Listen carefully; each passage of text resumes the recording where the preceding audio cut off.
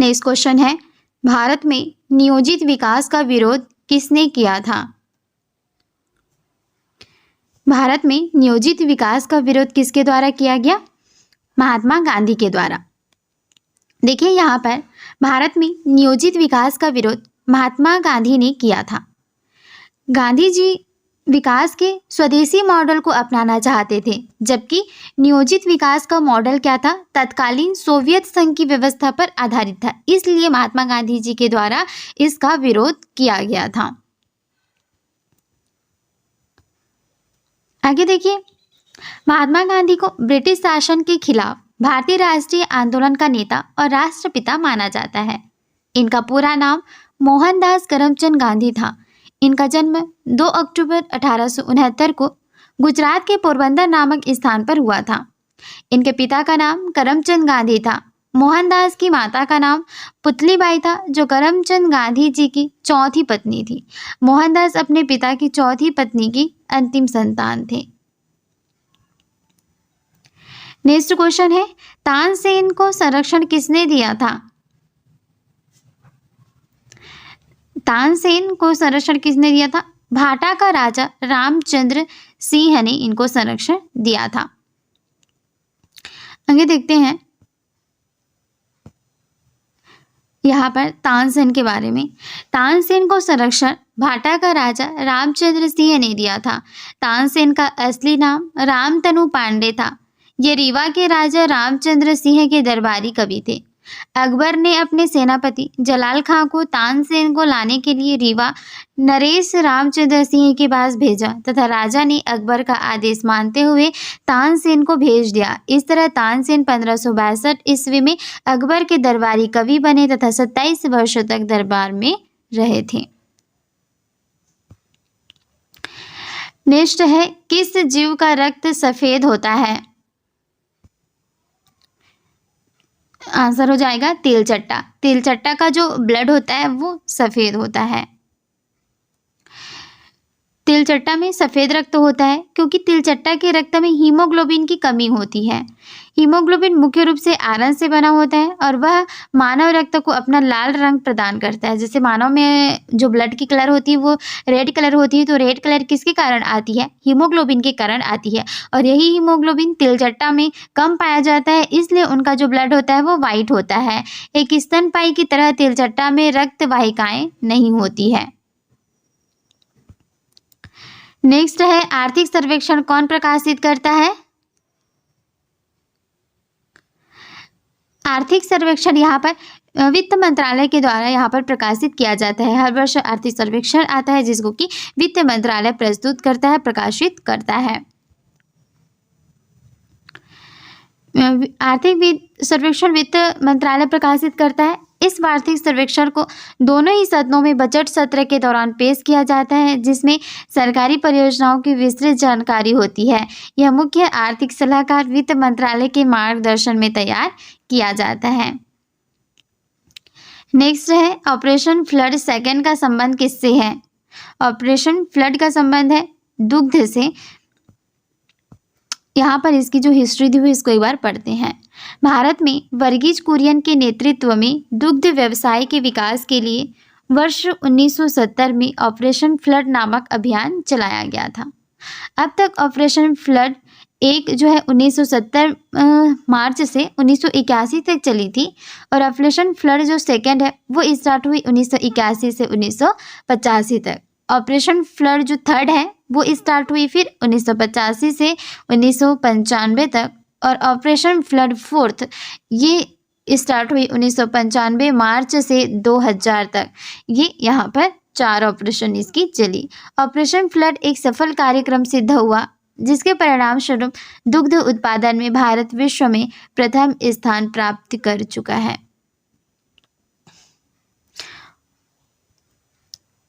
Next question है, कपास का सबसे बड़ा उत्पादक देश कौन सा है? जो कपास होती है वो सबसे ज़्यादा उत्पादित कौन देश करता है? ये है ऑस्ट्रेलिया। कपास का सबसे बड़ा उत्पादक देश ऑस्ट्रेलिया है।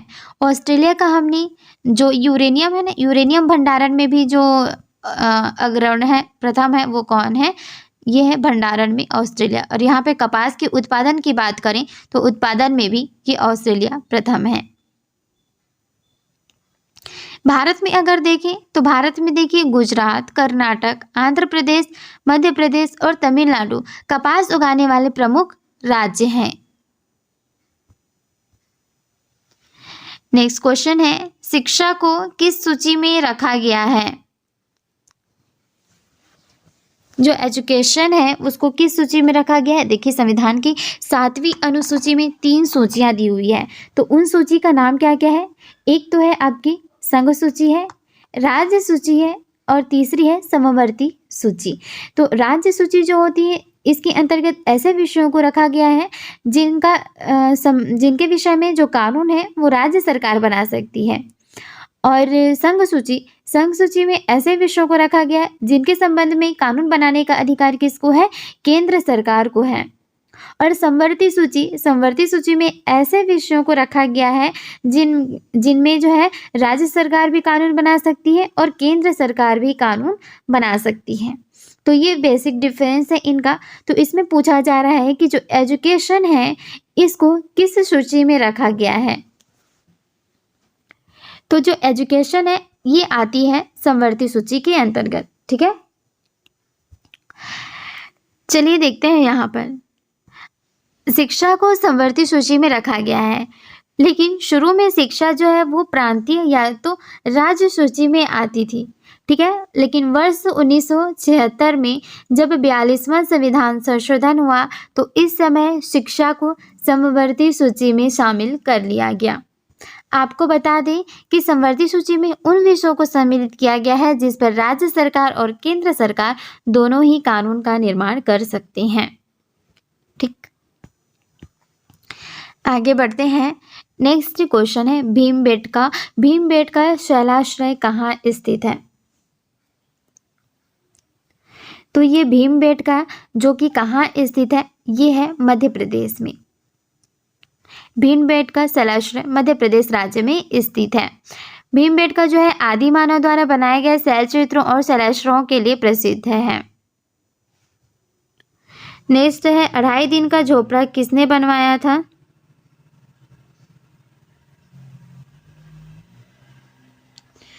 तो 2.5 दिन का झोपड़ा जो है किसके द्वारा बनवाया गया? इल्तुतमिश के द्वारा बनवाया गया था। इनके बारे में यहाँ पर जानकारी दी हुई है जिसको हम एक बार पढ़ लेते हैं। 2.5 दिन का झोपड़ा कुतुबुद्दीन ऐबक ने बनवाया था। राजस्थान के अजमेर में स्थित यह कोई झोपड़ा नहीं बल्कि एक मस्जिद है।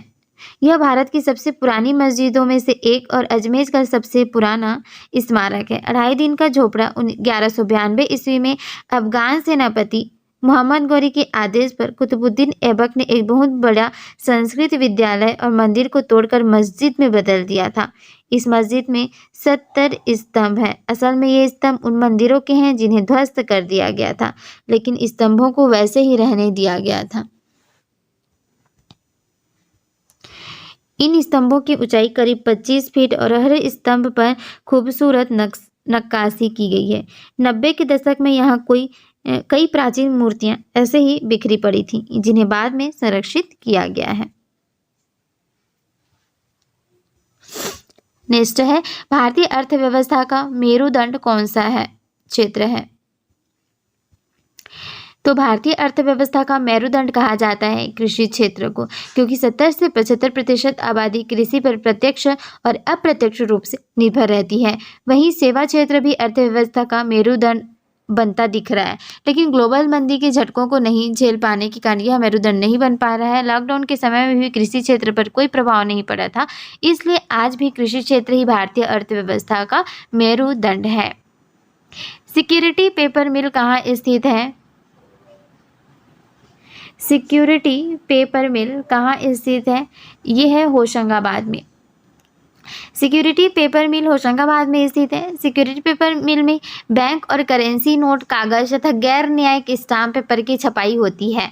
वर्ष 1968 में करेंसी नोट और स्टाम्प पेपर की छपाई करने के लिए सिक्योरिटी पेपर मिल होशंगाबाद में इसका उत्पादन चालू किया गया था। इन कारखानों का संचालन भारत सरकार द्वारा होता है।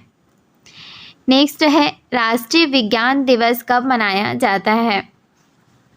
तो राष्ट्रीय विज्ञान दिवस मनाया जाता है 28 फरवरी को। ठीक है, राष्ट्रीय विज्ञान दिवस 28 फरवरी को मनाया जाता है। किस लिए मनाया जाता है देखते हैं। प्रोफेसर सीवी रमन ने 1928 में इसी दिन पारदर्शी पदार्थ से गुजरने वाले प्रकाश की किरणों में आने वाले बदलाव पर की गई इस महत्वपूर्ण खोज की थी, जो कि किस नाम से जाना जाता है, रमन प्रभाव के नाम से जाना जाता है, जिसके लिए उन्हें 1930 में नोबेल पुरस्कार से सम्मानित किया गया था। बता दें कि सीवी रमन भौतिक के क्षेत्र में नोबेल पुरस्कार प्राप्त करने वाले भारत ही नहीं बल्कि एशिया के पहले वैज्ञानिक हैं। ठीक है, एशिया के ऐसे पहले वैज्ञानिक हैं जिनको साइंस के क्षेत्र में नोबेल पुरस्कार दिया गया था।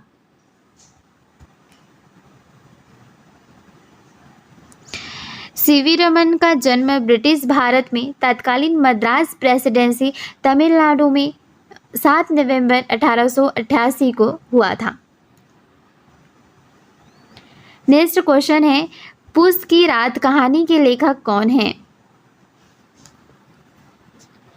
पुस की रात कहानी के लेखक कौन है? ये है मुंशी प्रेमचंद। पुस की रात कहानी के लेखक मुंशी प्रेमचंद हैं। यह कहानी करीब 100 साल पहले 1921 में लिखी गई थी। नेक्स्ट है, भारत के मुख्य निर्वाचन आयुक्त की नियुक्ति कौन करता है? भारत के मुख्य निर्वाचन आयुक्त की नियुक्ति करता है राष्ट्रपति। राष्ट्रपति के द्वारा इसकी नियुक्ति की जाती है। भारत की मुख्य निर्वाचन आयुक्त की नियुक्ति भारत के राष्ट्रपति के द्वारा की जाती है। मुख्य निर्वाचन आयुक्त का कार्यकाल 6 वर्ष या 65 वर्ष जो पहले हो वो होता है। ठीक है, मुख्य चुनाव आयुक्त को संसद द्वारा सर्वोच्च न्यायालय के न्यायाधीश को हटाने की प्रक्रिया के समान ही पद से हटाया जा सकता है। मुख्य चुनाव आयुक्त एवं अन्य चुनाव आयुक्तों का वेतन भत्ता भारत की संचित निधि से दिया जाता है। निर्वाचन आयोग देश में लोकसभा, राज्यसभा, राज्य विधानसभाओं, राष्ट्रपति और उपराष्ट्रपति के चुनाव का संचालन करता है। भारतीय चुनाव आयोग की स्थापना 25 जनवरी 1950 को की गई थी।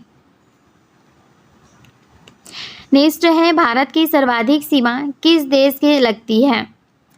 तो भारत की बात करें तो सबसे ज़्यादा सीमा किस देश के साथ लगती है? वो लगती है बांग्लादेश के साथ। बांग्लादेश के साथ सबसे ज़्यादा सीमा लगती है। भारत की सर्वाधिक सीमा बांग्लादेश से लगती है, जो कि कितना है, 4096 किलोमीटर लंबी है। बांग्लादेश की सीमा पर भारत के 5 राज्य जो हैं वो स्थित हैं।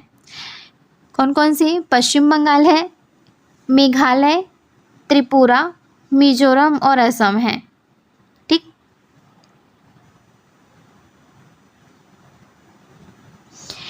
इसके बाद जो चीन की सीमा है वो कितनी लगती है? 3488 किलोमीटर की।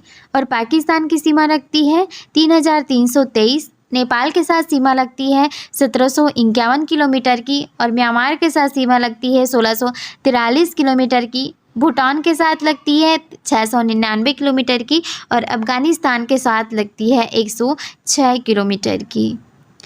स्थिति की दृष्टि से पश्चिम में पाकिस्तान है और अफ़गानिस्तान है, उत्तर में चीन, नेपाल और भूटान है, पूर्व में म्यांमार है और बांग्लादेश है और भारत के पड़ोसी देश हैं। दक्षिण में पाक जल संधि और मन्नार की खाड़ी द्वारा यह श्रीलंका से पृथक करता है और 8 डिग्री चैनल इसे मालदीव से पृथक करता है। और देखें यहाँ पर भारत अफ़गानिस्तान और पाकिस्तान अफ़गानिस्तान सीमा के बीच जो रेखा है वो कौन सी है? डूरांड रेखा है। और भारत चीन सीमा के बीच मैकमोहन रेखा है। और भारत और पाकिस्तान तथा भारत और बांग्लादेश के बीच रेड क्लिफ रेखा का निर्धारण कब किया गया था? 1947 के विभाजन के समय किया गया था। नेक्स्ट है नीली क्रांति। नीली क्रांति किससे संबंधित है? नीली क्रांति संबंधित है मत्स्य पालन से। मत्स्य उत्पादन या बोलें या मत्स्य पालन, एक ही मतलब है। तो नीली क्रांति मत्स्य उत्पादन से संबंधित है। इस मिशन का उद्देश्य देश तथा मछुआरों की आर्थिक समृद्धि प्राप्त करना है। भारत में सरकार द्वारा राष्ट्रीय मत्स्य विकास बोर्ड की स्थापना कब की गई थी? 9 सितंबर 2006 को एक स्वायत्त संस्था के रूप में इसकी स्थापना की गई थी, जिसका मुख्यालय कहाँ रखा गया था? हैदराबाद में रखा गया था। जिसका मुख्यालय कहाँ रखा गया? हैदराबाद में रखा गया था। आंध्र प्रदेश के नेल्लोर जिले को भारत की झींगा मछली की राजधानी कहा जाता है। ताजे जल के मछली उत्पादन में भी भारत चीन के बाद द्वितीय स्थान पर है। देश के समग्र मछली उत्पादन में शीर्षस्थ राज्य कौन कौन से हैं? आंध्र प्रदेश है, पश्चिम बंगाल, गुजरात, केरल और तमिलनाडु का है। देश में सागरीय मछली उत्पादन में अग्रणी राज्य हैं गुजरात, केरल, महाराष्ट्र और आंध्र प्रदेश। आंतरिक क्षेत्र में मछली उत्पादन की बात करें तो इसमें शीर्षस्थ 4 राज्य हैं। आंध्र प्रदेश है, फिर बिहार है, फिर उड़ीसा है और फिर असम है। संसार में सर्वाधिक मछली का उत्पादन कहाँ पर होता है? चीन का होता है। किसी भी चीज़ का तुक्का लगाना है तो चीन लगा दीजिए, क्योंकि बहुत सारी चीज़ें ऐसी हैं जिसका सबसे ज़्यादा उत्पादन होता है चीन में। नेक्स्ट है, अद्वैतवाद के सिद्धांत के प्रतिपादक कौन थे? अद्वैतवाद, ये है शंकराचार्य। अद्वैतवाद के सिद्धांत के प्रतिपादक शंकराचार्य थे। शंकराचार्य का अद्वैतवाद वेदांत दर्शन पर आधारित है। इसको याद रखिएगा, किस दर्शन पर आधारित है? वेदांत दर्शन पर आधारित है। नेक्स्ट है, मगध की राजधानी को कहाँ स्थानांतरित किया गया था? जो मगध की राजधानी थी उसको कहाँ स्थानांतरित किया गया? पाटलिपुत्र। 4वीं शताब्दी ईसा पूर्व में मगध की राजधानी को राजगृह से स्थानांतरित करके पाटलिपुत्र कर दिया गया। मगध साम्राज्य में भारत में 684 ईस्वी पूर्व से 320 ईस्वी पूर्व तक शासन किया। और मगध साम्राज्य का पहला जो राजवंश था वो कौन था? हर्यक था। दूसरा कौन था? शिशुनाग था। और तीसरा नंद वंश था। नेक्स्ट है, वैदिक सभ्यता किस नदी के किनारे विकसित हुई थी? जो वैदिक सभ्यता थी ये सरस्वती नदी के किनारे विकसित हुई थी। भारत में वैदिक सभ्यता सरस्वती नदी के किनारे विकसित हुई थी। ऋग्वेद के बाद वैदिक साहित्य में सरस्वती नदी के विलुप्त होने का उल्लेख भी मिलता है। नेक्स्ट है, मगध की आरंभिक राजधानी कौन सी थी? पहले जो मगध की राजधानी थी वो थी यहाँ पर राजगृह। उसके बाद यहाँ पर इनकी राजधानी को स्थानांतरित करके पाटलिपुत्र कर दिया गया था। देखिए यहाँ पर 4वीं शताब्दी ईसा पूर्व में मगध की जो राजधानी थी वो थी राजगृह। कालांतर में मगध की राजधानी पाटलिपुत्र में स्थापित हुई। मगध प्राचीन भारत में 16 महाजनपदों में से एक था। मगध बुद्धकालीन समय में एक शक्तिशाली राजतंत्रों में से एक था। प्रारंभ में ये दक्षिणी बिहार में स्थित था, जो बाद में उत्तर भारत का सर्वाधिक शक्तिशाली महाजनपद बन गया। नेक्स्ट है, एशिया का सबसे बड़ा थोक मसाला बाजार कहाँ स्थित है? तो एशिया का सबसे बड़ा थोक मसाले का जो बाजार है वो कहाँ पर स्थित है? तो वो है दिल्ली में स्थित है। नेक्स्ट है, राजा हर्षवर्धन ने किसकी मृत्यु के बाद थानेश्वर और कन्नौज के सिंहासन पर प्रभुत्व स्थापित किया था? तो राजा हर्षवर्धन ने किसकी मृत्यु के बाद थानेश्वर और कन्नौज के सिंहासन पर प्रभुत्व स्थापित किया? राजवर्धन। ठीक। राजा हर्षवर्धन ने अपने भाई राजवर्धन की मृत्यु के बाद थानेश्वर और कन्नौज के सिंहासन पर प्रभुत्व स्थापित किया। हर्ष ने अशोक को पराजित करके कन्नौज पर अधिकार कर उसे अपनी राजधानी बना लिया और हर्ष को शिलादित्य के नाम से भी जाना जाता था। हर्ष ने परम भट्टारक नरेश की उपाधि भी धारण की थी। ये दोनों चीज़ बहुत इंपॉर्टेंट है, याद रखिएगा। हर्ष को शिलादित्य भी कहा जाता था और हर्ष ने परम भट्टारक नरेश की भी उपाधि धारण की थी। चलिए नेक्स्ट क्वेश्चन की ओर बढ़ते हैं। नेक्स्ट है, केंद्रीय सांख्यिकी संगठन की स्थापना कब हुई थी? केंद्रीय सांख्यिकी संगठन की स्थापना हुई 2 मई 1951 को। इसके बारे में कुछ थ्योरी यहाँ पर लिखी हुई है, देखते हैं। केंद्रीय सांख्यिकी संगठन CSO की स्थापना 2 मई 1951 को हुई थी।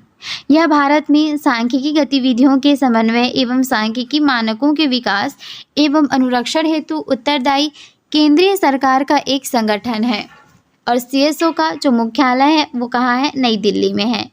यह संगठन सांख्यिकी एवं कार्यक्रम क्रियान्वयन मंत्रालय भारत सरकार के अधीन है। केंद्रीय सांख्यिकीय कार्यालय का प्रमुख महानिदेशक होता है, जिसकी सहायतार्थ 5 अपर महानिदेशक होते हैं, जो राष्ट्रीय लेखा प्रभाग, सामाजिक सांख्यिकी विभाग, अर्थ सांख्यिकी प्रभाग, प्रशिक्षण प्रभाग और समन्वय एवं प्रकाशन विभाग का कार्य देखते हैं। नेक्स्ट है, महमूद गजनवी ने सोमनाथ पर आक्रमण कब किया था? तो महमूद गजनवी ने सोमनाथ पर आक्रमण कब किया? 1025 ईस्वी पूर्व में किया था। और सोमनाथ के शिव मंदिर में अतुल संपत्ति थी, जिसे महमूद जो है प्राप्त करना चाहता था, इसलिए उसने इस मंदिर को लूटा था।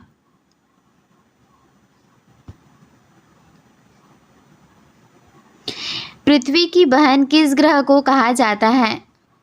पृथ्वी की बहन उसी को कहा जाएगा जो पृथ्वी के समान ही उसकी जो भी विशेषताएं हैं वो होगी, तो वो कौन सी है? शुक्र ग्रह को कहा जाता है।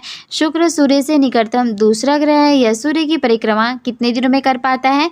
225 दिनों में कर पाता है। और चंद्रमा के बाद यह रात्रि अवकाश में सबसे चमकीली प्राकृतिक ग्रह है। यह पृथ्वी के सर्वाधिक निकट स्थित है। इसका द्रव्यमान व आकार पृथ्वी के समान है, इसलिए इसे पृथ्वी का जुड़वा ग्रह भी कहा जाता है। शुक्र सूर्योदय से पहले या सूर्यास्त के बाद केवल थोड़ी देर के लिए ही अपनी अधिकतम चमक पर पहुंचता है।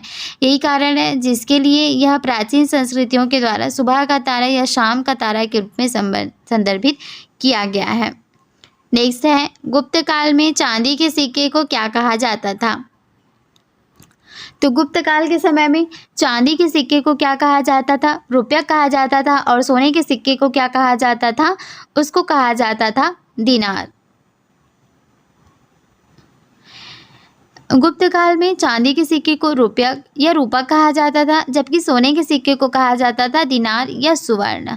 गुप्त शासकों द्वारा सोने, चांदी, तांबे तीनों प्रकार के ही सिक्के जारी किए थे, जिसमें सर्वाधिक स्वर्ण सिक्के जारी किए गए थे। गुप्त सिक्कों की एक प्रमुख विशेषता यह होती थी कि इसके अग्रभाग पर राजाओं की आकृति तथा पृष्ठभाग पर देव प्रतिमाओं का अंकन मिलता है। नेक्स्ट है, संविधान दिवस कब मनाया जाता है? तो प्रत्येक वर्ष संविधान दिवस कब मनाया जाता है? 26 नवंबर को। 26 नवंबर को हमारा जो संविधान है वो बनकर तैयार हुआ था, इसलिए इसी दिन ही प्रस्तावना जो है उसको अंगीकृत कर लिया गया था।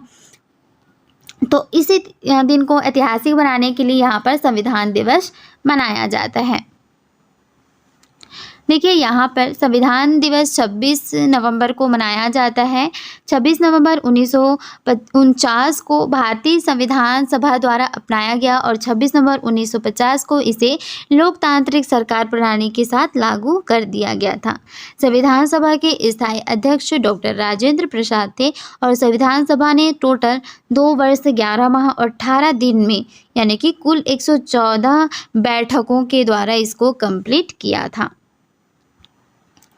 और बात करें यहाँ पर संविधान सभा की वास्तविक प्रति प्रेम बिहारी नारायण रायजादा द्वारा हाथों से लिखी गई थी। हाथों से लिखे संविधान पर 284 संसद सदस्यों ने हस्ताक्षर किया था। इसमें 15 महिला सदस्य थी। कितने लोगों ने हस्ताक्षर किया था ये भी क्वेश्चन बनता है, तो आप लगाएंगे 284, जिसमें महिलाओं की संख्या कितनी थी? 15। और संविधान में स्पष्ट लिखा गया है कि भारत का कोई आधिकारिक धर्म नहीं होगा, यह किसी धर्म को बढ़ावा नहीं देता, न ही किसी से भेदभाव करता है। ये एक धर्मनिरपेक्ष राज्य है, इस धर्मनिरपेक्ष देश है। नेक्स्ट है, सत साहस्त्री संहिता किस ग्रंथ का उपनाम है? सत साहस्त्री संहिता किस ग्रंथ का उपनाम है? ये है महाभारत। देखिए, यहाँ पर पढ़ लेते हैं। सत साहस्त्री संहिता महाभारत ग्रंथ का उपनाम है। महाभारत को सत साहस्त्री संहिता कहा जाता है क्योंकि इसमें 1 लाख श्लोक हैं और सहस्त्र का मतलब होता है 1 लाख, इसीलिए इसको कहा जाता है सत सहस्त्री। आप भी याद कर लीजिए, 1 लाख को क्या कहा जाता है? सत सहस्त्र। महाभारत की कथा का प्रारंभिक उल्लेख अश्वलायन गृह सूत्र में मिलता है। जैन विजय स्तंभ कहाँ पर स्थित है? जैन विजय स्तंभ स्थित है चित्तौड़गढ़ में स्थित है। देखिए, ये विजय स्तंभ जो है चित्तौड़ में स्थित है। इसका निर्माण श्रेष्ठी जीजा द्वारा 1300 ईस्वी में करवाया गया था। यह 6 मंजिला स्तंभ प्रथम जैन तीर्थंकर आदिनाथ को समर्पित है। यह कीर्ति स्तंभ उठे हुए चबूतरे पर निर्मित है तथा इसमें आंतरिक रूप से व्यवस्थित सीढ़ियां बनाई गई है। स्तंभ की निचली मंजिल में सभी चारों मूलभूत दिशाओं में आदिनाथ की खड़ी प्रतिमाएं बनी हुई है, जबकि ऊपर की मंजिलों में जैन देवताओं की सैकड़ों छोटी मूर्तियां स्थापित हैं। नेक्स्ट क्वेश्चन है, जिब्राल्टर ऑफ इंडिया किस दुर्ग को कहा जाता है? दुर्ग मतलब होता है किला, तो किस किले को यहाँ पर कहा जाता है जिब्राल्टर ऑफ इंडिया? तो आंसर क्या हो जाएगा इसका? ग्वालियर। ग्वालियर कहाँ पर स्थित है? मध्य प्रदेश में स्थित है, तो इस किले को कहा जाता है जिब्राल्टर ऑफ इंडिया। इसके बारे में देखते हैं। मध्य प्रदेश के ग्वालियर दुर्ग को जिब्राल्टर ऑफ इंडिया कहा जाता है। इसका निर्माण राजा सूरज सेन ने 525 ईस्वी के आसपास करवाया था। ग्वालियर के विशाल पहाड़ी दुर्ग में 5 द्वार हैं: आलमगीर दरवाजा, हिंडोला दरवाजा, गुजरी महल दरवाजा, चतुर्भुज मंदिर दरवाजा और हाथी पौंड दरवाजा है। ग्वालियर दुर्ग के पश्चिम में 27 मीटर ऊंचा तेली का मंदिर है, जो दक्षिण भारत की द्रविड़ कला का सर्वोत्कृष्ट उदाहरण है। नेक्स्ट क्वेश्चन है, छत्तीसगढ़ उच्च न्यायालय के प्रथम मुख्य न्यायाधीश कौन थे? तो छत्तीसगढ़ का उच्च न्यायालय कहाँ पर है? ये है बिलासपुर में। और इसके प्रथम मुख्य जो न्यायाधीश बने थे वो कौन बने थे? W.A. शशांक।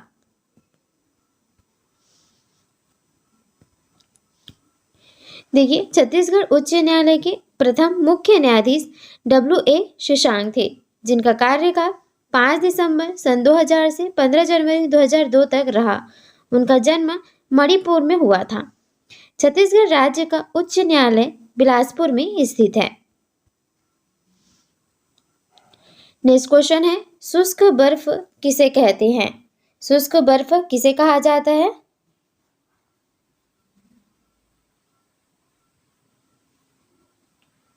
तो आंसर क्या हो जाएगा? शुष्क बर्फ कहा जाता है ठोस कार्बन डाइऑक्साइड को। शुष्क बर्फ ठोस कार्बन डाइऑक्साइड को कहते हैं। शुष्क बर्फ इसलिए कहते हैं क्योंकि सामान्य बर्फ की तरह यह ठोस द्रव में परिवर्तित नहीं होती है, बल्कि वायुमंडलीय दाब और 78.7 डिग्री सेंटीग्रेड तापमान पर ठोस से सीधे गैस में परिवर्तित हो जाती है।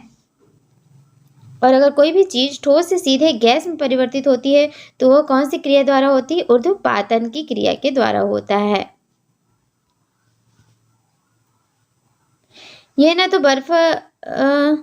यह बर्फ न तो खाई जाती है और न ही इससे कपड़े भीगते हैं।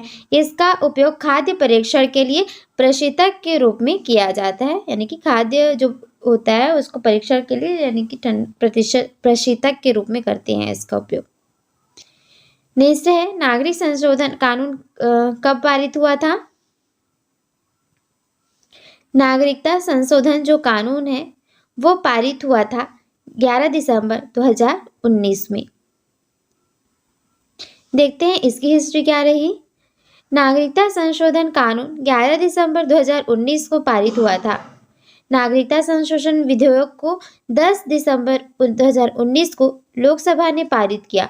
राज्यसभा में यह विधेयक 11 दिसंबर 2019 को पारित हुआ और राष्ट्रपति के हस्ताक्षर के बाद 12 दिसंबर को सिटीजनशिप अमेंडमेंट बिल, जिसे कि CAB कहा जाने लगा, यह विधेयक क्या बन गया? कानून बन गया। तो कोई भी विधेयक देखिए, जब तक वो राष्ट्रपति का हस्ताक्षर नहीं होता है तो वो कहलाता है विधेयक, लेकिन जब राष्ट्रपति का हस्ताक्षर हो जाता है तो वह विधेयक क्या बन जाता है? कानून। नेक्स्ट क्वेश्चन है, श्यानता की इकाई क्या है? श्यानता की इकाई क्या है? इसकी यूनिट हो जाएगी पॉइज। श्यानता की इकाई है पॉइज। देखते हैं इसके बारे में। किसी द्रव के बहने का आंतरिक प्रतिरोध द्रव की श्यानता कहलाता है। जिन द्रवों का आंतरिक प्रतिरोध कम होता है वे तेजी से बहते हैं, अतः उन द्रवों की श्यानता क्या होती है? कम होती है।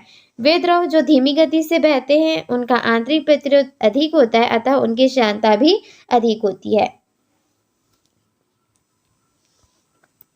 नेक्स्ट क्वेश्चन है, अनुच्छेद 17 किस विषय से संबंधित है? अनुच्छेद जो 17 है वो किस विषय से संबंधित है? तो ये है अस्पृश्यता के उन्मूलन से। भारतीय संविधान के अनुच्छेद 17 द्वारा अस्पृश्यता का अंत किया जाता है और इसका भी किसी भी रूप में आचरण निषिद्ध किया जाता है। इस अनुच्छेद के अनुसार अस्पृश्यता से उपजी किसी नियोग्यता को लागू करना अपराध होगा जो विधि के अनुसार दंडनीय होगा। नेक्स्ट है, संविधान का कौन सा अनुच्छेद भेदभाव पर रोक लगाता है?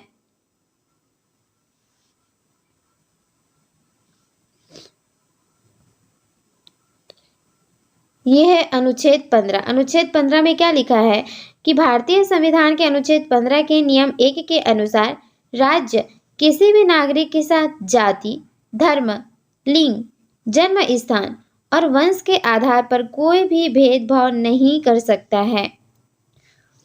और वहीं आर्टिकल 15(2) के अनुसार किसी भी भारतीय नागरिक को जाति, धर्म, लिंग, जन्म स्थान और वंश के आधार पर दुकान, होटलों, सार्वजनिक स्थलों में जाने से नहीं रोका जा सकता है। नेक्स्ट क्वेश्चन है, हर्षचरित के रचयिता कौन है? हर्षचरित की रचना किसके द्वारा किया गया है?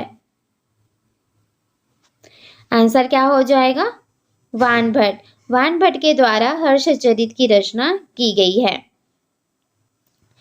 हर्षचरित के रचयिता वानभट्ट हैं। हर्षचरित कन्नौज के भारतीय सम्राट हर्षवर्धन की जीवनी है, जो उनके दरबारी कवि वानभट्ट द्वारा संस्कृत में रचित है। कादम्बरी वानभट्ट की अन्य रचना है।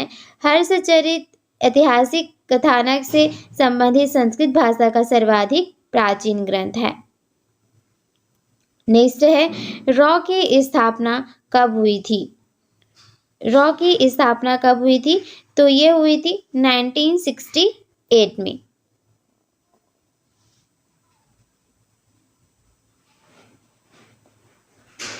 रिसर्च एंड एनालिसिस विंग या कहें रॉ, इसकी स्थापना हुई थी 21 सितंबर 1968 को। ठीक है, यह भारत की अंतर्राष्ट्रीय गुप्तचर संस्था है जिसका हेडक्वार्टर कहाँ पर है? दिल्ली में है। रॉ का मुख्य कार्य खुफिया जानकारी एकत्रित करना, आतंकवाद को रोकना व गुप्त ऑपरेशनों को अंजाम देना है। यह संस्था प्रधानमंत्री कार्यालय के अधीन काम करती है। नेक्स्ट क्वेश्चन है, भारतीय अंतरिक्ष अनुसंधान संगठन का मुख्यालय ये कहाँ पर है? तो अंतरिक्ष अनुसंधान संगठन जो है इसका मुख्यालय कहाँ देखने को मिलता है? बेंगलुरु में। भारतीय अंतरिक्ष अनुसंधान संगठन इसरो का मुख्यालय बेंगलुरु में स्थित है। भारतीय राष्ट्रीय अंतरिक्ष अनुसंधान समिति का गठन हुआ था 1962 में प्रसिद्ध अंतरिक्ष वैज्ञानिक डॉक्टर विक्रम साराभाई की अध्यक्षता में किया गया था। भारतीय राष्ट्रीय अंतरिक्ष अनुसंधान समिति का पुनर्गठन 15 अगस्त 1969 को भारतीय अंतरिक्ष अनुसंधान संगठन की स्थापना की गई थी। नेक्स्ट है, मुदालियर आयोग किससे संबंधित है?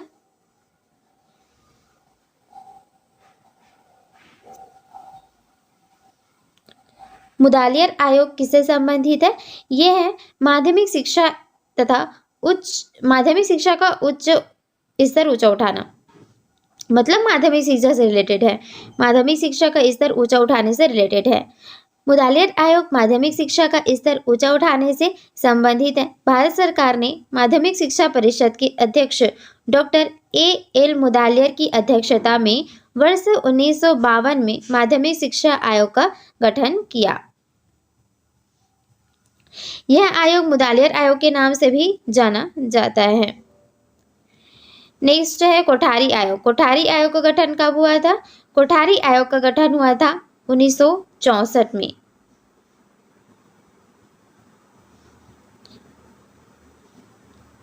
कोठारी आयोग का गठन हुआ 14 जुलाई 1964 को। इस आयोग के अध्यक्ष डॉक्टर दौलत सिंह कोठारी थे और आयोग में 17 सदस्य थे।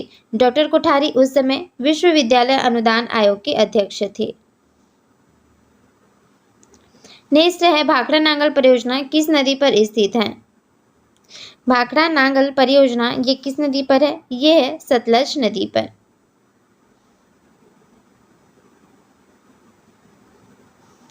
भाखड़ा नांगल परियोजना सतलज नदी पर स्थित है। यह परियोजना वर्ष 1948 में शुरू की गई थी और यह वर्ष 1968 में पूरी हुई थी। यह पंजाब, राजस्थान, हरियाणा का संयुक्त उपक्रम है। बाढ़ की रोकथाम के अतिरिक्त यह परियोजना सिंचाई के लिए पानी उपलब्ध कराती है। यह परियोजना 1 मिलियन किलोवाट पन बिजली भी उत्पन्न करती है। नेक्स्ट है झूम खेती को और किस नाम से जाना जाता है? झूम खेती को हम और किस नाम से जानते हैं? इसको जाना जाता है चेना लद्दाख मिल्पा। अब देखते हैं यहाँ पर पहाड़ी क्षेत्रों में सीढ़ीनुमा कृषि को झूम खेती कहा जाता है। इसे विभिन्न देशों में विभिन्न नामों से जाना जाता है। इसे मैक्सिको और मध्य अमेरिका में मिल्पा के नाम से जाना जाता है और वेनेजुएला में कोनुको के नाम से जाना जाता है। ब्राज़ील में इसको रोका के नाम से जानते हैं और मध्य अफ्रीका में मसोले के नाम से जाना जाता है। इंडोनेशिया में लदांग के नाम से और वियतनाम में रे के नाम से जाना जाता है। भारत में दहिया, कोमान, योडू, पामाडावी, कोमान आदि नामों से इनको जाना जाता है। एक नज़र देख लीजिएगा ताकि ऑप्शन में आए तो याद हो जाए। नेक्स्ट है बाराबती किला किस राज्य में स्थित है?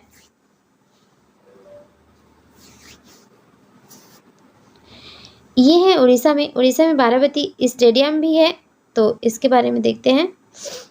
बाराबती किला उड़ीसा राज्य में स्थित है। यह उड़ीसा में महानदी के किनारे बना हुआ एक 9 मंजिला महल है। इस किले का निर्माण गंगवंश ने 14वीं शताब्दी में करवाया था। वर्तमान में इस किले के साथ एक अंतर्राष्ट्रीय स्टेडियम है जो 5 एकड़ में फैला हुआ है। इस स्टेडियम में लगभग 30,000 से भी ज़्यादा लोग बैठ सकते हैं। यहाँ खेल प्रतियोगिताओं और सांस्कृतिक कार्यक्रमों का आयोजन होता रहता है। नेक्स्ट है बिंबिसार ने किस वंश की स्थापना की थी? बिंबिसार के द्वारा किस वंश की स्थापना किया गया था? हर्यक वंश की स्थापना किया गया था। यहाँ पे देखते हैं बिंबिसार ने हर्यक वंश की स्थापना कब की थी? 1544 ईस्वी पूर्व में की थी। बिंबिसार पहले क्या बौद्ध धर्म के अनुयायी था, लेकिन रानी चेलमा के उपदेशों से प्रभावित होकर उन्होंने जैन धर्म को अपना लिया था। उन्होंने अपनी राजधानी कहाँ बसाई थी? उज्जैन में स्थापित की थी। उन्होंने अंग राज्य को जीतकर अपने साम्राज्य का विस्तार किया। यही विस्तार आगे चलकर क्या हुआ? मौर्य साम्राज्य के विस्तार का भी आधार बना।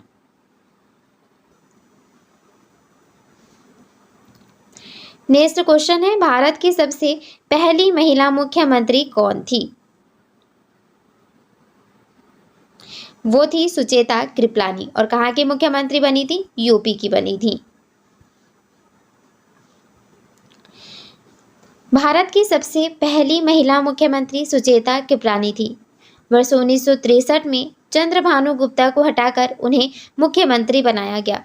सुचेता की 1936 में सोशलिस्ट लीडर जे.बी. कृपलानी से शादी हो गई और 1952 के लोकसभा चुनाव में सुचेता इसी पार्टी से लड़ी और नई दिल्ली से जीत गई। नेक्स्ट है किस घटना के बाद महात्मा गांधी जी ने असहयोग आंदोलन वापस ले लिया था? तो देखिए असहयोग आंदोलन स्टार्ट कब हुआ था? ये हुआ था 1920 में। फिर ये आगे चलती गई और 5 फरवरी 1922 को एक कांड होता है। उस कांड का नाम है चौरा चौरी कांड। इस कांड से गांधी जी बहुत असंतुष्ट हो गए थे। उन्हें बहुत दुख हुआ और उसके बाद इन्होंने 12 फरवरी 1922 को असहयोग आंदोलन को वापस ले लिया।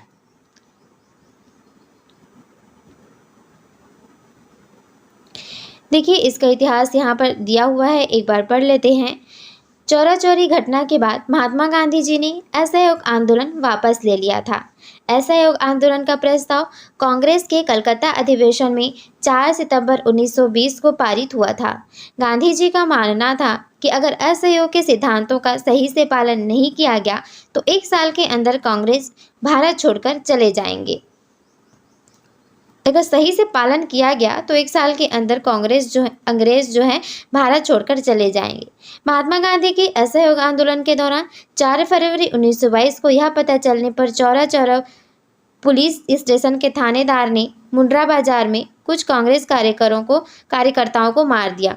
गुस्साई भीड़ ने पुलिस थाने में आग लगा दी। ये कांड जो 5 फरवरी को हुआ। इसमें 23 पुलिस वालों की मौत हो गई थी। इस हिंसा के बाद महात्मा गांधी ने 12 फरवरी 1922 को असहयोग आंदोलन वापस ले लिया। 16 फरवरी को 1922 को गांधी जी ने अपने लेख चौरा चौरे का अपराध में लिखा कि अगर ये आंदोलन वापस नहीं लिया जाता तो दूसरी जगहों पर भी ऐसी घटनाएं होती। नेक्स्ट क्वेश्चन है, जलोढ़ मिट्टी कहाँ पर पाई जाती है?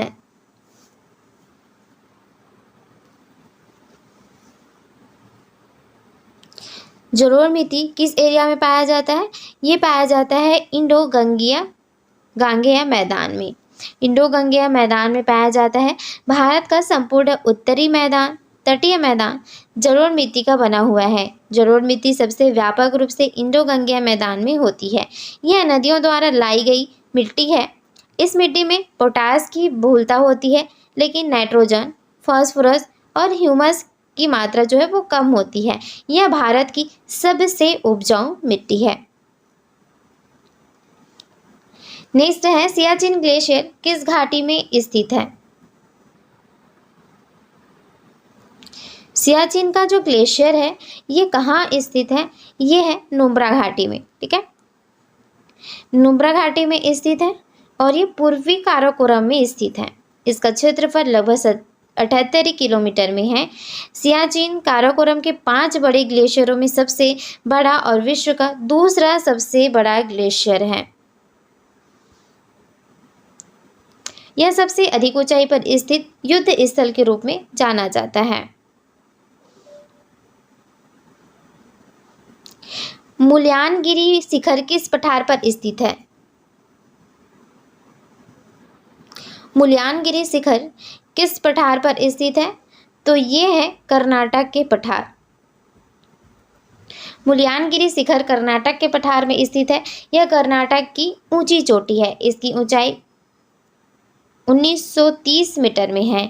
कर्नाटक के वेस्टर्न घाट में मुल्यानगिरी और बाबा बुदन गिरी पर्वत चोटियां पर्यटन स्थल के रूप में विख्यात हैं। दोनों ही पर्वत का नाम याद रखिएगा, मुल्यानगिरी और बाबा बुदन गिरी पहाड़ी कहाँ स्थित है? कर्नाटक में है ये। नेक्स्ट है, किस शासक को प्रियदर्शी कहा गया है? प्रियदर्शी किसे कहा जाता है? अशोक को कहा जाता है। मौर्य सम्राट अशोक 233 ईसा पूर्व से 232 ईसा पूर्व के जीवन के प्रारंभिक जानकारी बौद्ध ग्रंथों जैसे दिव्यावदान व सिंहली अनुश्रुति से मिलती है। बौद्ध ग्रंथों में अशोक को प्रियदर्शी कहा गया है। अभिलेखों में अशोक ईरानी शैली में देवनाम प्रिय तथा देवनाम प्रियदर्शी उपाधियों से विभूषित हैं। नेक्स्ट क्वेश्चन है, संयुक्त राष्ट्र की सुरक्षा परिषद की अस्थायी सदस्य का कार्यकाल कितना है? तो देखिए यहाँ पर संयुक्त राष्ट्र सुरक्षा परिषद होते हैं, उनमें 5 स्थायी सदस्य होते हैं और 10 क्या होते हैं? अस्थायी सदस्य होते हैं। तो 5 तो ये स्थायी हो गए, लेकिन जो अस्थायी हैं इनका कुछ निश्चित कार्यकाल रहता होगा और वो कितना है? 2 वर्ष का है। चलिए देखते हैं, संयुक्त राष्ट्र की सुरक्षा परिषद के अस्थायी सदस्य का जो कार्यकाल होता है वो 2 वर्ष का होता है। संयुक्त राष्ट्र संघ की स्थापना कब हुई थी? 24 अक्टूबर 1945 को हुई थी। इनका मुख्यालय कहाँ है? न्यूयॉर्क में स्थित है। न्यूयॉर्क कहाँ है? अमेरिका में। सुरक्षा परिषद संयुक्त राष्ट्र संघ का मुख्य अंग है। इसमें कितने सदस्य होते हैं? इसमें 15 सदस्य होते हैं, जिनमें जो 5 होते हैं वो स्थायी सदस्य होते हैं और 10 जो होते हैं वो अस्थायी होते हैं। नेक्स्ट है, भारत में किस नदी के किनारे पर पहला अंग्रेजी कारखाना स्थापित किया गया था? पहला अंग्रेजी कारखाना स्थापित हुआ था हुगली नदी के पास।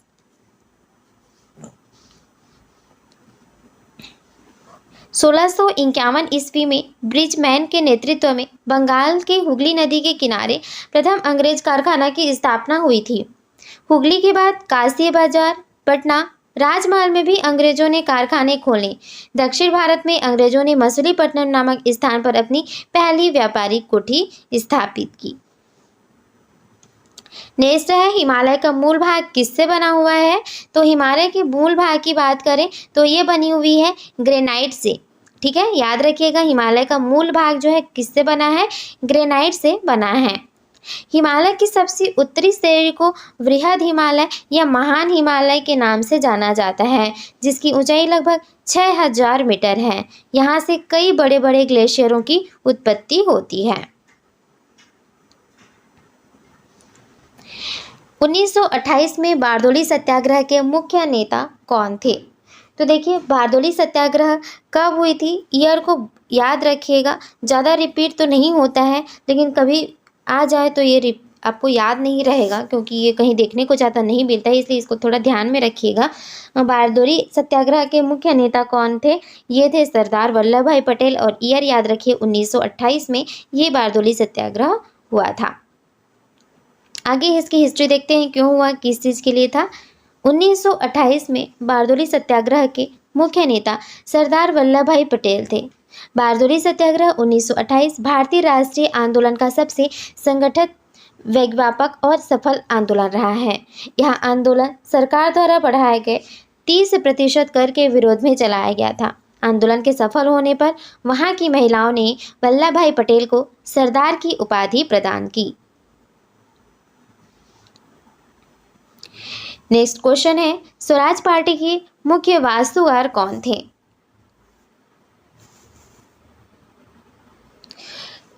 स्वराज पार्टी के मुख्य वास्तुकार थे चित्तरंजन दास और मोतीलाल नेहरू। देखिए, इसकी हिस्ट्री के बारे में समझते हैं, कब हुआ था ये? स्टार्ट वर्ष 1923 में। कहाँ पर? इलाहाबाद में।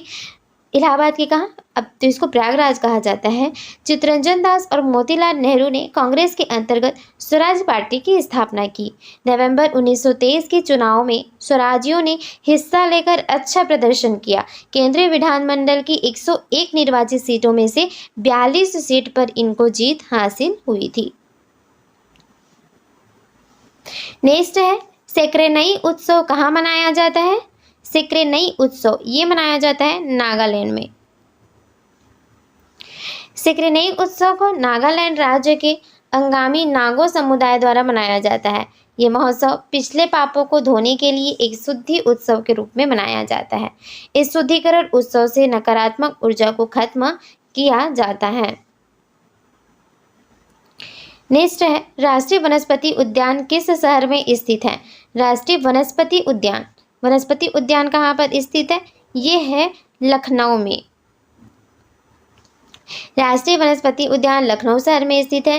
राष्ट्रीय वनस्पति अनुसंधान संस्थान देश की अग्रणी राष्ट्रीय प्रयोगशालाओं में से एक है, जो कि वैज्ञानिक तथा औद्योगिक आधुनिक अनुसंधान परिषद नई दिल्ली के अंतर्गत लखनऊ में कार्यरत है।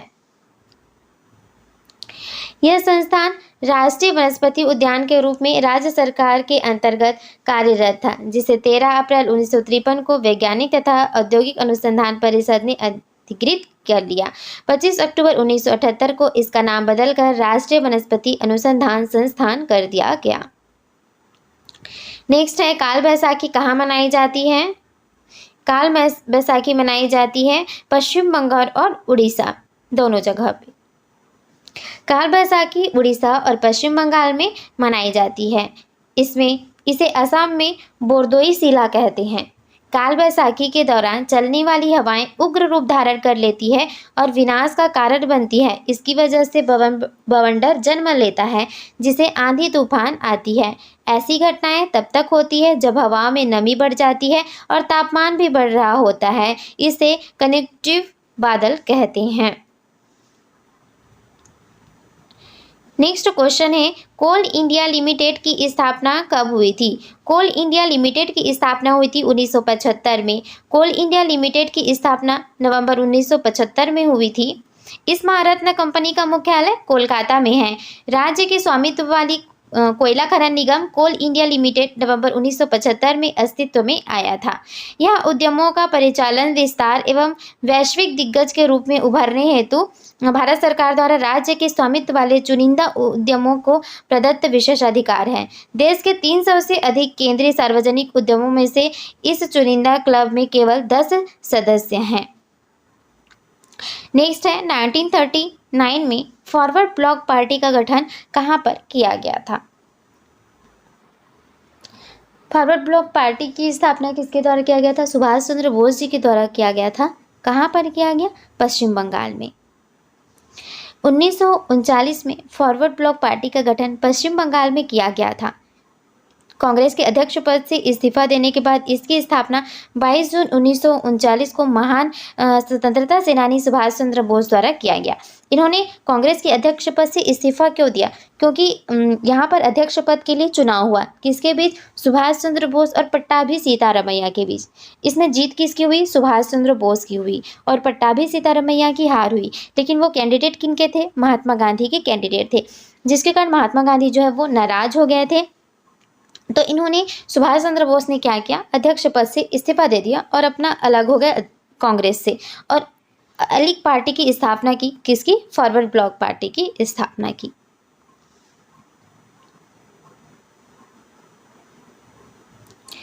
देखिए आगे क्या लिखा।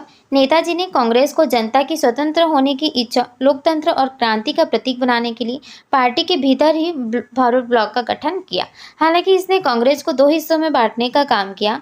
फॉरवर्ड ब्लॉक की स्थापना के बाद कुछ दिनों के बाद ही नेताजी को कांग्रेस से निकाल दिया गया था।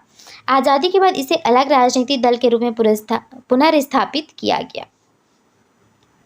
नेक्स्ट है, आत्मसम्मान आंदोलन किसने शुरू किया था? आत्मसम्मान आंदोलन ये स्टार्ट किसके द्वारा किया गया? ये किया गया था E.V. रामास्वामी के द्वारा।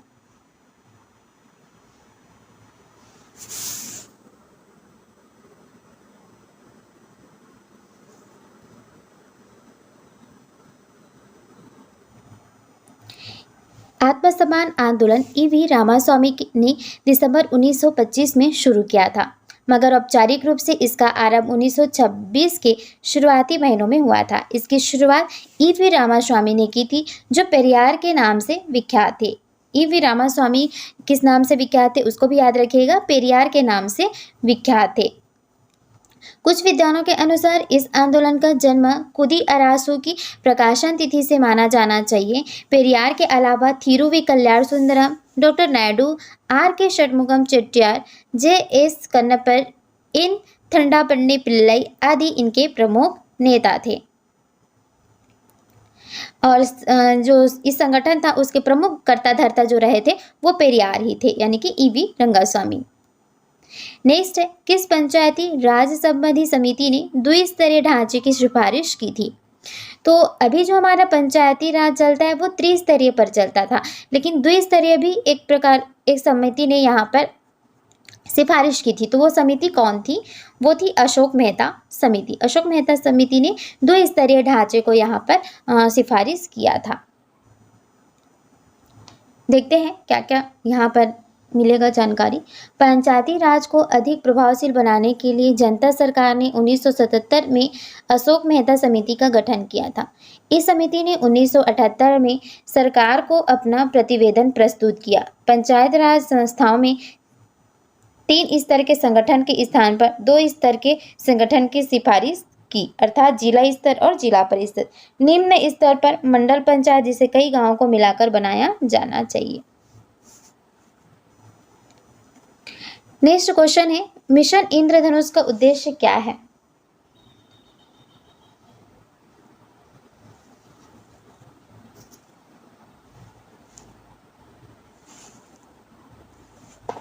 मिशन इंद्रधनुष, इसका उद्देश्य है शिशुओं का पूर्ण प्रतिरक्षण। इंद्रधनुष के 7 रंगों को प्रदर्शित करने वाला मिशन इंद्रधनुष का उद्देश्य उन बच्चों का टीकाकरण करना है जिन्हें टीके नहीं लगे हैं या डिप्थीरिया, बलगम, टिटनस, पोलियो, तपेदिक, खसरा तथा हेपेटाइटिस बी रोकने जैसे 7 टीके आंशिक रूप से लगे हों। भारत सरकार के केंद्रीय स्वास्थ्य मंत्रालय सभी बच्चों को टीकाकरण के अंतर्गत लाने के लिए मिशन इंद्रधनुष को सुशासन दिवस के 25 दिसंबर 2014 अवसर पर प्रारंभ किया है। बांग्लादेश का राष्ट्रगान किसने लिखा है? बांग्लादेश का जो राष्ट्रगान है उसको किसके द्वारा लिखा गया है? रविंद्रनाथ टैगोर के द्वारा। बांग्लादेश का राष्ट्रगान रविंद्रनाथ टैगोर ने लिखा था। गुरुदेव रविंद्रनाथ टैगोर ने भारत के साथ साथ बांग्लादेश के राष्ट्रगान को कलमबद्ध किया है। बांग्लादेश का राष्ट्रगान अमार सोनार बंगला तथा भारत का राष्ट्रगान जन गण मन है। रविंद्रनाथ टैगोर को गीतांजलि नामक पुस्तक के लिए साहित्य का नोबेल पुरस्कार भी प्राप्त हो चुका है। नेक्स्ट क्वेश्चन है, विक्टोरिया मेमोरियल किस पत्थर से बना है? विक्टोरिया मेमोरियल ये किस पत्थर से बना है? ये बना है संगमरमर से। विक्टोरिया मेमोरियल कोलकाता के प्रसिद्ध और सुंदर स्मारकों में से एक है। इसका निर्माण वर्ष 1906 और 1921 के बीच भारत के रानी विक्टोरिया के 25 वर्ष के शासनकाल के पूरा होने पर बनवाया गया था। इसकी ऊंचाई 200 फीट है। टीपू सुल्तान की तलवार इसी मेमोरियल में रखी गई है। नेक्स्ट है, गर्दन तथा सिर को जोड़ने वाली जो संधि है वो क्या कहलाती है? मान लो ये हमारा सिर हो गया और हमारी गर्दन हो गई, तो इन दोनों को आपस में जो जोड़ने वाली संधि है वो क्या कहलाती है? दुराग्र संधि। ओके, गर्दन और सिर को जोड़ने वाली संधि को दुराग्र संधि कहते हैं। इसके द्वारा शरीर को आगे पीछे और दाएं बाएं घुमा सकते हैं। जिस संधि में गति संवेग न हो उसे अचल संधि कहा जाता है। कंदुक खालिका संधि शरीर को सभी दिशाओं में गति प्रदान करते हैं। नेक्स्ट है, भारत का राष्ट्रीय कैलेंडर कौन सा है? भारत का राष्ट्रीय कैलेंडर की बात करें तो वो है शक संवत कैलेंडर। भारत का राष्ट्रीय कैलेंडर शक संवत कैलेंडर है। 1957 में भारत सरकार ने शक संवत को देश के राष्ट्रीय पंचांग के रूप में मान्यता प्रदान की थी। राजपत्र, गजट, आकाशवाणी और सरकारी कैलेंडरों में ग्रेगोरियन कैलेंडर के साथ इसका भी प्रयोग किया जाता था। शक संवत को शालिवाहन संवत भी कहा जाता है और इसका आधार सौर गणना है। नेक्स्ट क्वेश्चन है, एनसीटीई की स्थापना कब हुई थी? एनसीटीई इसकी स्थापना हुई थी कब? 1995 में। ठीक है, ऑप्शन नंबर डी इसका राइट हो जाएगा। इसका गठन 17 अगस्त 1995 में राष्ट्रीय अध्यापक शिक्षा परिषद अधिनियम 1993 का 73वां के अनुसरण में एक स्वायत्त निकाय के रूप में किया गया था। एनसीटीई का मुख्य उद्देश्य संपूर्ण देश में अध्यापक शिक्षा प्रणाली की योजनागत और समन्वित विकास को प्राप्त करना, इससे संबंधित मामलों हेतु एवं अध्यापक शिक्षा प्रणाली में मानकों और मापदंडों का विनिमय और उचित अनुसरण करना है। नेक्स्ट है, गोरिल्ला युद्ध प्रणाली के संबंध में शिवाजी का अग्रगामी किसे माना जाता है? शिवाजी जो है गोरिल्ला युद्ध प्रणाली का बहुत उपयोग करते थे, तो शिवाजी का अग्रगामी किसे माना जाता है? वो माना जाता है मलिक अंबर। यहाँ पर अब देखते हैं क्या था गोरिल्ला युद्ध।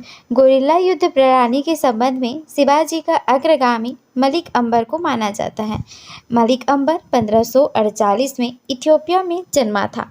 उस समय उसका नाम चापू था। यहाँ के हबसी लोगों को दुनिया के कई कोनों में लड़ाइयाँ लड़ने के लिए या कोई दूसरा काम करने के लिए मुगलों के रूप में, गुलामों के रूप में बड़ी संख्या में बेचा गया। ठीक है, चापू को भी 12 साल की उम्र में अरब के व्यापारियों के द्वारा पकड़ लिया गया और यमन के बाजार में उसे बगदाद के एक मर्चेंट कासिम ने खरीद लिया और उसे अपने साथ बगदाद ले गया। कासिम ने चाप का धर्म परिवर्तन करवाया और उसे एक नया नाम मिला, वो था अंबर। कासिम ने अंबर को पढ़ना लिखना और अपने काम का लेखा जोखा रखने की तालीम दी। भारत के दक्कन की रियासत अहमदनगर में वह पेशवा के पद पर पहुंचा और मुगलों को उसने कड़ी टक्कर दी। उसे गोरिल्ला लड़ाई के अलावा भू राजस्व के सुधारों के लिए भी जाना जाता है। नेक्स्ट है डिजिटल जेंडर एटलस किससे संबंधित है? डिजिटल जेंडर एटलस ये किससे संबंधित है? ये इन सभी से संबंधित है। किनसे? अनुसूचित जाति की बालिकाओं से, अनुसूचित जनजाति की बालिकाओं से और मुस्लिम समुदाय की बालिकाओं से, इन सभी से रिलेटेड है। आइए जानते हैं क्या है। डिजिटल जेंडर एटलस बालिकाओं की शिक्षा की प्रगति से संबंधित है। 9 मार्च 2015 को स्कूल शिक्षा और साक्षरता विभाग ने बालिकाओं की शिक्षा की प्रगति के लिए डिजिटल जेंडर एटलस जारी किया। डिजिटल जेंडर एटलस को संयुक्त राष्ट्र बाल कोष के सहयोग से विकसित किया गया है। इसके द्वारा अनुसूचित जाति, अनुसूचित जनजाति तथा मुस्लिम अल्पसंख्यकों जैसे हाथियों वाले समूहों के पिछड़े भौगोलिक क्षेत्रों को पहचानने में मदद मिलेगी। इसमें शामिल है समग्र जेंडर रैंकिंग, लिंग परीक्षण के रुझान विश्लेषण, वामपंथी उग्रवादी जिलों और शैक्षिक रूप से पिछड़े ब्लॉकों को अनुसूचित जाति, अनुसूचित जनजाति और अल्पसंख्यक आबादी के शैक्षणिक सुधार आदि ये सब शामिल हैं। नेक्स्ट क्वेश्चन है शाला दर्पण परियोजना का संबंध किससे है? शाला दर्पण परियोजना इसका संबंध है केंद्रीय विद्यालयों से। देखते हैं इसके बारे में। शाला दर्पण परियोजना का संबंध केंद्रीय विद्यालयों से है। यह मानव संसाधन विकास मंत्रालय भारत सरकार द्वारा शुरू किया गया है। शाला दर्पण देश की सभी जवाहर नवोदय के लिए एक ई गवर्नेंस प्लेटफॉर्म है। इसका उद्देश्य छात्रों, अभिभावकों, शिक्षकों, समुदाय और स्कूलों जैसे प्रमुख हितधारकों के लिए शिक्षा की गुणवत्ता में सुधार, स्कूल प्रशासन की दक्षता, स्कूलों का संचालन और सेवा प्रदान करना है। वहीं केंद्रीय विद्यालयों के लिए केवी शाला दर्पण नाम का पोर्टल भी यहाँ पर स्टार्ट किया गया। नेक्स्ट है राष्ट्रीय सूचना विज्ञान केंद्र सेवा इंक की स्थापना कब हुई थी? राष्ट्रीय सूचना विज्ञान केंद्र सेवा इंक की स्थापना कब हुई थी? 1976 में। राष्ट्रीय सूचना विज्ञान सेवा इंक की स्थापना 1976 में हुई थी। इलेक्ट्रॉनिक्स और सूचना प्रौद्योगिकी मंत्रालय के तहत राष्ट्रीय सूचना विज्ञान केंद्र NIC भारत सरकार का प्रौद्योगिकी भागीदारी है। इसकी स्थापना 1976 में विकास के विभिन्न पहलुओं में केंद्र और राज्य सरकारों को प्रौद्योगिकी संचालित समाधान प्रदान करने के उद्देश्य से की गई थी। NCERT ने NIC ने केंद्र सरकार, राज्य सरकारों, संघ शासित प्रदेश प्रशासन, जिले और अन्य सरकारी निकाय को सूचना और संचार प्रौद्योगिकी अपनाने और ई गवर्नेंस सहायता प्रदान करने में महत्वपूर्ण भूमिका निभाई है। नई तकनीक के अध्ययन के उद्देश्यों से और शासन में उनके उपयोग और प्रयोग के लिए NIC ने data analytics, artificial intelligence, blockchain और एप्लीकेशन सिक्योरिटी में सेंटर ऑफ एक्सीलेंस की स्थापना की। नेक्स्ट क्वेश्चन है तक्षशिला विश्वविद्यालय को किसने ध्वस्त किया था? तक्षशिला विश्वविद्यालय जो है इसको बख्तियार खिलजी ने ध्वस्त किया था। अब इसके बारे में देखते हैं। तक्षशिला विश्वविद्यालय को बख्तियार खिलजी ने ध्वस्त किया। तुर्की शासक बख्तियार खिलजी ने नालंदा विश्वविद्यालय में आग लगवा दी थी। कहा जाता है कि विश्वविद्यालय में इतनी पुस्तकें थी कि पूरे 3 महीने तक यहाँ के पुस्तकालय में आग धधकती रही। उसने अनेक धर्माचार्य और बौद्ध भिक्षु मार डाले। वर्तमान पाकिस्तान के रावलपिंडी जिले में स्थित तक्षशिला प्राचीन समय में गंधार राज्य की राजधानी थी। तक्षशिला का इतिहास में प्रसिद्ध का कारण उसका ख्याति प्राप्त शिक्षा केंद्र होना था। यहाँ अध्ययन के लिए दूर दूर से विद्यार्थी आते थे। जिनमें राजा तथा सामान्य जन दोनों ही सम्मिलित थे। सबके साथ समानता का व्यवहार किया जाता था। यहाँ पर कोई भी भेदभाव नहीं था, कोई भी यहाँ आकर पढ़ाई कर सकता था। कौशल के राजा प्रसेनजीत, मगध का राजवैद्य जीवक, सुप्रसिद्ध राजनीतिविद चाणक्य, बौद्ध विद्वान वसुबंधु आदि ने यहीं से शिक्षा प्राप्त की थी। बौद्ध साहित्य से पता चलता है कि यह धनुर्विद्या तथा वैदिक की शिक्षा के लिए पूरे विश्व में प्रसिद्ध था। चाणक्य यहाँ का प्रमुख आचार्य भी था।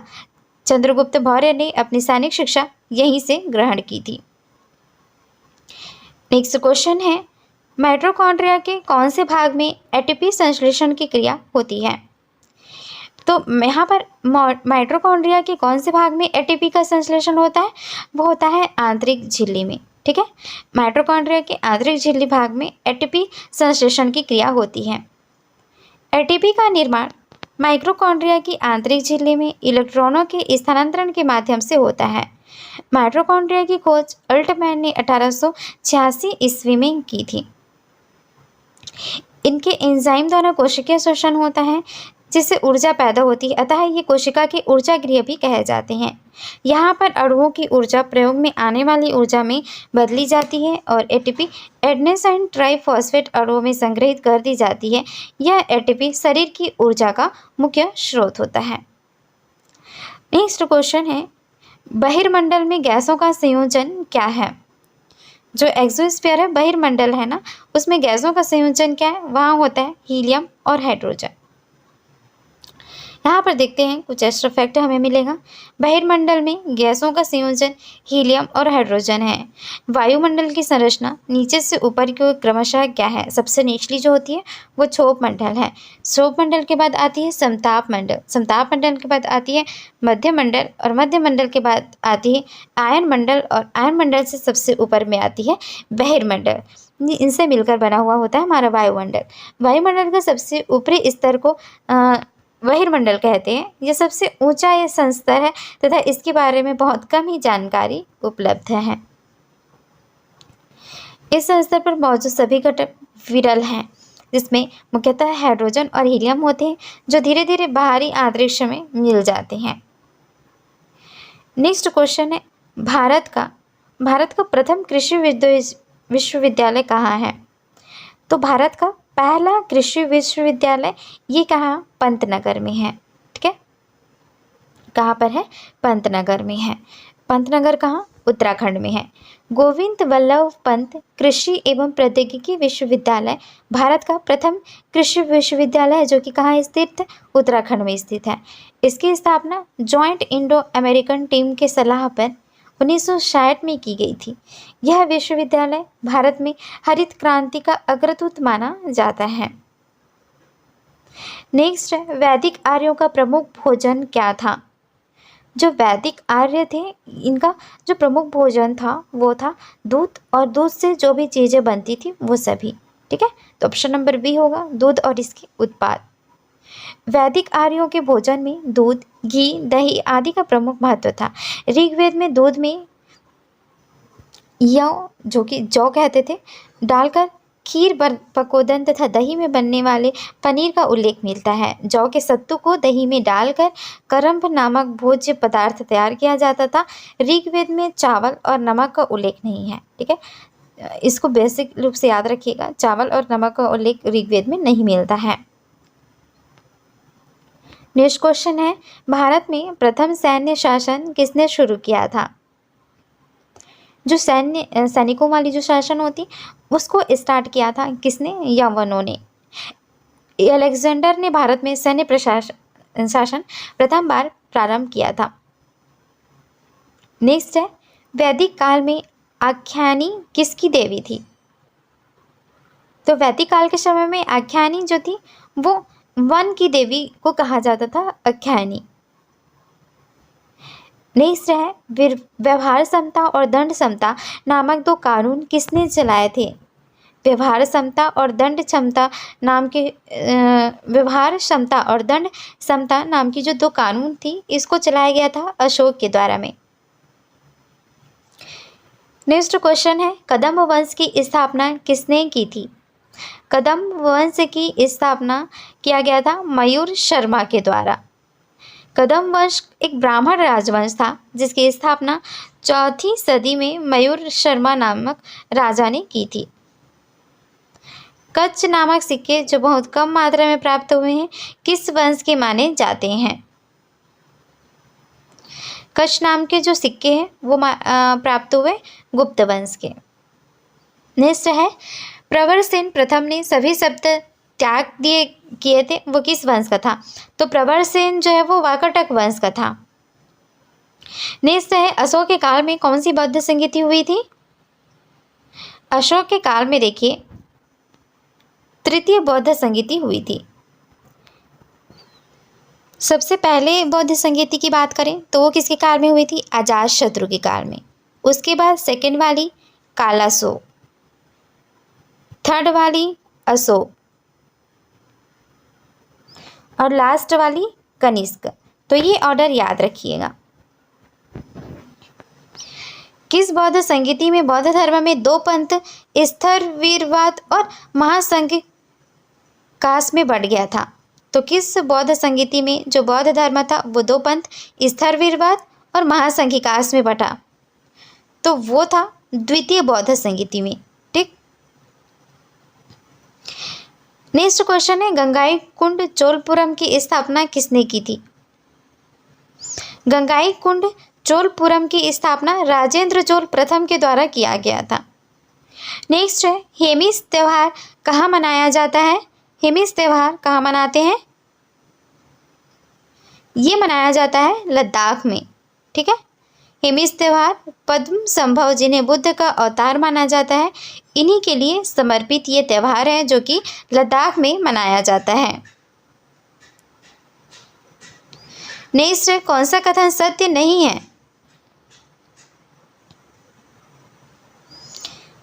गोपथ ये यजुर्वेद से संबंधित, ये गलत है यहाँ पर। ठीक। गोपथ जो है वो अथर्ववेद का ब्राह्मण है।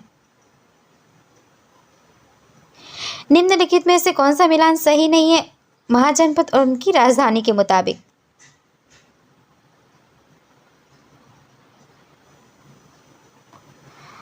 तो देखिए यहाँ पर सूरसेन कौशाम्बी, ये सत्य नहीं है क्योंकि सूरसेन महाजनपद की राजधानी मथुरा थी, जबकि कौशाम्बी की जो राजधानी थी वो थी वत्स महाजनपद।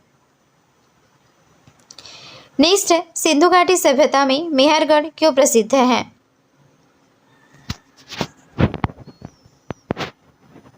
तांबे का गेंडा। सिंधु घाटी सभ्यता में जो मेहरगढ़ है वो इसलिए प्रसिद्ध है तांबे के गेंडे के लिए। तक्षशिला किन दो नदियों के बीच में स्थित था? तो ये बात करें तो सिंधु और झेलम, इन दो नदियों के बीच में तक्षशिला स्थित था, जो अभी कहाँ पर है? पाकिस्तान में है। नेक्स्ट है, अशोक के द्विभाषी अभिलेखों में कौन सी दो भाषाएं प्रयोग की गई है?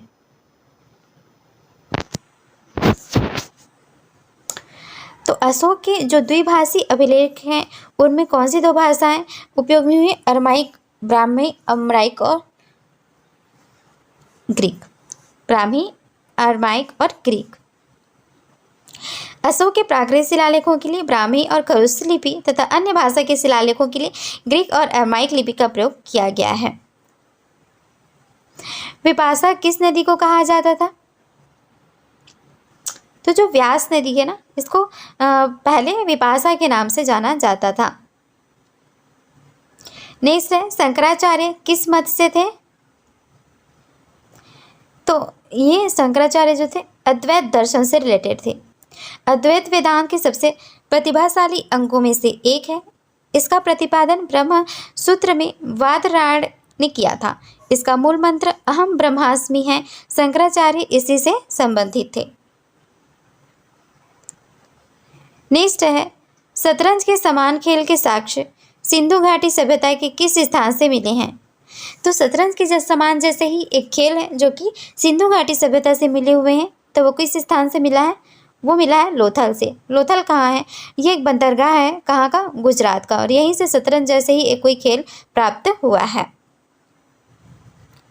नेक्स्ट है, निम्न में से कौन सा महाजनपद उत्तर पथ और दक्षिण पथ के बीच संगम का कार्य करता था? सूरसेन ना, तो महाजनपद उत्तर पथ और दक्षिण पथ के बीच में संगम का कार्य करता था। गंधार शैली का विकास किस काल में हुआ? गंधार शैली का विकास हुआ था ये कुषाण काल में। ठीक है, गंधार शैली वर्तमान अफगानिस्तान के कंधार में विकसित हुई थी। यह भारतीय और कुषाण शैली का मिश्रण है। इस शैली का विकास कुषाण काल में हुआ था। कल्पसूत्र की रचयिता, कल्पसूत्र की रचयिता कौन? भद्रबाहु।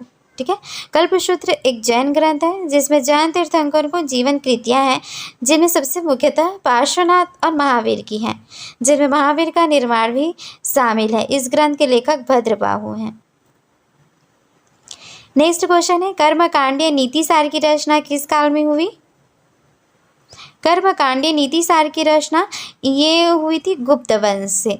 ठीक है, कर्मकांडीय नीतिसार की रचना गुप्त काल में हुई। यह कौटिल्य के अर्थशास्त्र पर आधारित है। कौन सी हड़प्पा सभ्यता की जगह भारत में नहीं है? तो यह है चान्होदड़ो। चान्होदड़ जो है हड़प्पा सभ्यता है, इसकी जगह भारत में नहीं है। ये कहाँ पर स्थित है? पाकिस्तान के सिंध प्रांत में है। और श्री गंगानगर भारत के राजस्थान में मिलेगा आपको। और लोथल तो मैंने बता ही दिया है, गुजरात में है। और रोपड़ कहाँ है? ये है पंजाब में। नेक्स्ट है, शतपथ ब्राह्मण किस वेद से संबंधित है? शतपथ ब्राह्मण की बात करें तो ये यजुर्वेद से संबंधित है। शतपथ ब्राह्मण यजुर्वेद के अंग कृष्ण यजुर्वेद से संबंधित है। यजुर्वेद यज्ञ से संबंधित वेद होता है। ठीक है, यज्ञ से रिलेटेड वेद कौन सा है अगर पूछे तो वो होगा आपका यजुर्वेद। नेक्स्ट क्वेश्चन है, बुद्ध चरित की रचना किसने की थी? बुद्ध चरित की रचना यहाँ पर किया गया था अश्वघोष के द्वारा। देखिए, बुद्ध चरित गौतम बुद्ध की जीवनी है। इसकी रचना अश्वघोष ने की थी। अश्वघोष कुषाण राजा कनिष्क के दरबारी कवि थे। नेक्स्ट है, गुप्त साम्राज्य के समय किसने लौह स्तंभ लगवाया था? तो गुप्त साम्राज्य के समय में जो लौह स्तंभ है वो किसने लगवाया था? चंद्रगुप्त द्वितीय में। चंद्रगुप्त द्वितीय को विक्रमादित्य के नाम से भी जाना जाता था। विशाखदत्त ने नाट्य दर्पण के अनुसार ये लौह स्तंभ स्वयं चंद्रगुप्त द्वितीय विक्रमादित्य ने लगवाया। नेक्स्ट क्वेश्चन है, विक्रमादित्य के शासनकाल में ढाले गए सोने के सिक्कों को क्या कहा जाता था? तो यहाँ पर देखिए, विक्रमादित्य के समय में जो सोने के सिक्के ढाले गए थे उसको किस नाम से जाना जाता था? उसे कहा जाता था दीनार। चंद्रगुप्त विक्रमादित्य ने बड़ी संख्या में सोने के सिक्के चलवाए थे, जिन्हें कि हम क्या कहते हैं? दीनार कहा जाता था। नेक्स्ट है, कनिष्क के दरबार में कौन से विद्वान थे? कनिष्क के दरबार में कौन से विद्वान थे? तो वो थे आपके वसुमित्र थे, अश्वघोष थे, पार्श्व थे, नागार्जुन, चरक, माथर भी थे। ये सभी इनके दरबार में थे। कनिष्क के दरबार में अश्वघोष थे, ये तो बौद्ध कवि थे। माथर जो थे वो राजनीतिज्ञ थे। वसुमित्र चरक जो थे वैद्य थे। और अश्वमित्र आदि सभी इनके दरबार में थे। नेक्स्ट क्वेश्चन है, गौतमी पुत्र सतकर्णी की माँ का नाम क्या था? गौतम पुत्र सतकर्णी की माता का नाम क्या था? ये है गौतमी। ठीक है, गौतमी पुत्र इसीलिए कहा जाता है क्योंकि इनकी माता का नाम गौतमी था। तो गौतमी पुत्र सतकर्णी की माँ का नाम गौतमी बालश्री थे, जिन्होंने नासिक शिलालेख बनवाया। नेक्स्ट क्वेश्चन है, संगम काल में संगम शब्द किससे संबंधित था? तो संगम काल में जो संगम शब्द है वो किससे संबंधित था? वो था सभा से। ठीक, नेक्स्ट क्वेश्चन है, पांड्य वंश की राजधानी क्या थी? जो पांड्य वंश थी इसकी राजधानी क्या थी? ये थी मदुरै। पांड्य वंश की राजधानी मदुरै थी। हेनसांग के अनुसार पांड्य वंश की राजधानी मोतियों के लिए प्रसिद्ध थी। ठीक है, नेक्स्ट क्वेश्चन है, ऋग्वेद का पाठ करने वाले ब्राह्मण को क्या कहा जाता था? तो ऐसे ब्राह्मण जो ऋग्वेद का पाठ करते थे उनको कहा जाता था होत्री। होत्री जो थे ये ऋग्वेद का पाठ करने वाले ब्राह्मण को कहते थे। और यजुर्वेद का पाठ करने वाले जो ब्राह्मण थे उनको कहा जाता था उद्गात्र। नेक्स्ट है, निम्नलिखित में भारतीय मंदिरों की कौन सी चीज मिस्र के मंदिरों के तोरणों की तरह है? अगर हम भारतीय मंदिरों और मिस्र के मंदिरों की तुलना करें तो मिस्र के मंदिर में जो तोरण लगे होते थे वो भारतीय मंदिरों के किस चीज़ से संबंधित हैं? तो वो होगा गोपुर। ठीक है, गोपुर मंदिरों के प्रवेश द्वार की तरह होते हैं। ये बौद्ध, जैन और हिंदू मंदिरों में पाए जाते हैं। यह मिस्र के मंदिरों के तोरण की तरह ही दिखते हैं। नेक्स्ट है, अशोक ने धम्म प्रसार करने के लिए कौन से अधिकारी रखे थे? अशोक ने धम्म के प्रसार करने के लिए कौन से अधिकारी रखे थे? तो वो रखे थे युक्त, प्रादेशिक और राजकीय। ये तीनों को रखा था किसके लिए? धम्म के प्रसार के लिए। नेक्स्ट है, किस ग्रीक राजा ने चंद्रगुप्त मौर्य के दरबार में मेगास्थनीज को राजदूत नियुक्त किया था?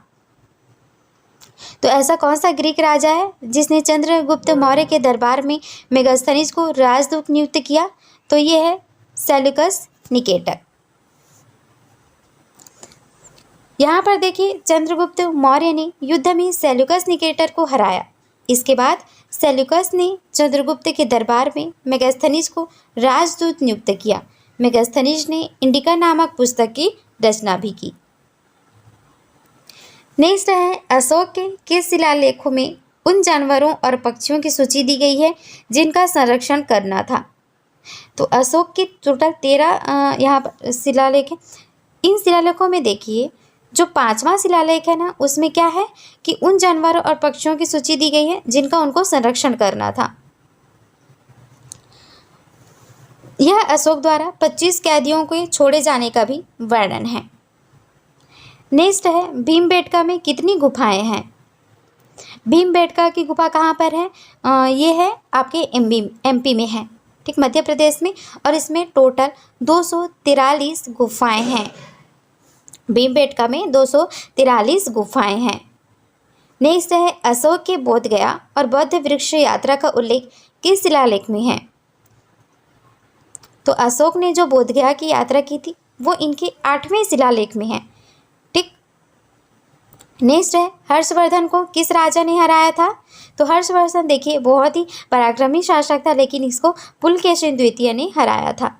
हर्षवर्धन ने समस्त उत्तर भारत जीत लिया। इसके बाद उसने दक्षिण की ओर कूच किया, जहां उसका चालुक्य सम्राट पुलकेशिन II से युद्ध हुआ, किंतु हर्ष इस युद्ध में पराजित हो गया और उसकी हाथी सेना का बहुत नुकसान हुआ।